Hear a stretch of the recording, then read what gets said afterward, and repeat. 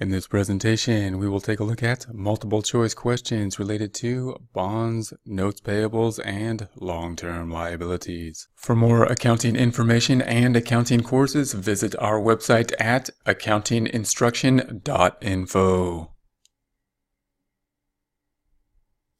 First question. All are true except A. For a capital lease, the lease records the lease item as a fixed asset. B. For a capital lease, the leasee depreciates the leased asset. C. Capital leases create a long-term liability, but operating leases do not. D. Capital leases do not transfer ownership of the asset under the lease. Or E. For an operating lease, the leasee reports the lease payments as an expense. Okay, so let's go through this again using the process of elimination. All are true except. Now, it looks like we're talking about leases, operating leases versus capital leases here. So note if we want to just get the difference in our head of those two. Remember what a capital lease is basically means that in substance over form. Substance is that it's actually a purchase, whereas in form it was put up as a lease. So we have to treat it like a purchase. And so everything else follows from that. So really what you're saying, a capital lease is like buying it. So that's going to be the difference between the two. An operating lease is like a lease where you just have the lease payments. Capital lease is pretty much kind of like you bought it, even though you wrote it up like a lease type of thing. So knowing that, let's go through these. A, for a capital lease, the leasee records the lease item as a fixed asset. And if we thought about a capital lease as us buying it, then yeah, we're going to record it as a fixed asset, something on the balance sheet, not on the income statement. So A is true, so it's not the correct answer. B says the capital lease, the leasee depreciates the leased asset. So that's the leasee like the buyer, and you have to get these two under control here. The leasee and the leaseor, they sound really similar. The leaseor is the one that is selling the asset in essence on a capital lease. And the leasee is the one that's leasing or pretty much kind of like buying. So the leasee then pretty much bought it, put the asset on the books, and therefore has to depreciate it. So B is true, the leasee is going to depreciate it.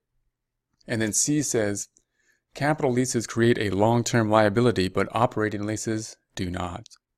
Now, if we don't really know, we might not, we might look at that and say, I'm not real sure on that one. So let's leave that one for now. And then D says, capital leases do not transfer ownership of the asset under the lease. D did not transfer ownership. And again, it's kind of like a purchase, so you would think the ownership would transfer. So I'm going to keep that one for now. And then E says, for an operating lease, the leasee reports the lease payments as an expense. Now, an operating lease is going to be kind of like the normal lease. So the leasee reports the lease payments as an expense. Under a normal lease, yeah, that would be typically the case. When we make a payment, we're just going to say lease expense or rent expense and credit the payment. So that's probably what happens. So E sounds like it's true. So we're left with C and D. So let's go through this again. All are true except C, capital leases create a long-term liability, but operating leases do not. Or D, capital leases do not transfer ownership of the asset under the lease. So if we go through those two, we're going to say first C, that capital lease create a long-term liability, but operating leases do not. Now that's actually true, and the reason that is because if you think about it, if they set something up as a lease, but it was really a purchase, then the purchase must be a financing purchase. No cash was paid for it because they set it up like a lease.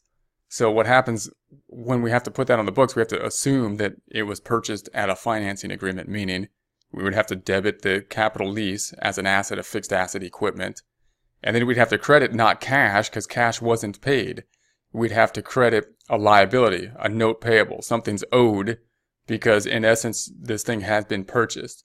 And that's often what companies are trying to avoid, is to have this liability on the books. That's why they set it up as a lease, possibly. So this does result in a liability. So D is the answer, where it says capital leases do not transfer ownership of the asset under the lease. And they do, of course, because that's the point. What's happening is it's really a sale, not a lease. So in essence, ownership has been transferred. So that's going to be D. It's going to be, so all are true except D. Capital leases do not transfer ownership of the assets under the lease. Next question. Bonds that have an option to retire them before maturity are A. Normal bonds, B. Serial bonds, C. Seeking fund bonds, D. High value bonds, or E. Callable bonds. Let's go through this again using the process of elimination. Bonds that have an option to retire them before maturity are A. Normal bonds. Now I'm not sure that's a term, normal bonds. It doesn't sound familiar. So there might be a normal bond, but it's probably not just called a normal bond. So I don't think normal bonds is a thing. B says serial bonds. And that sounds familiar. That sounds like a type of bond we've worked with. So I'll keep that for now. C says sinking fund bonds.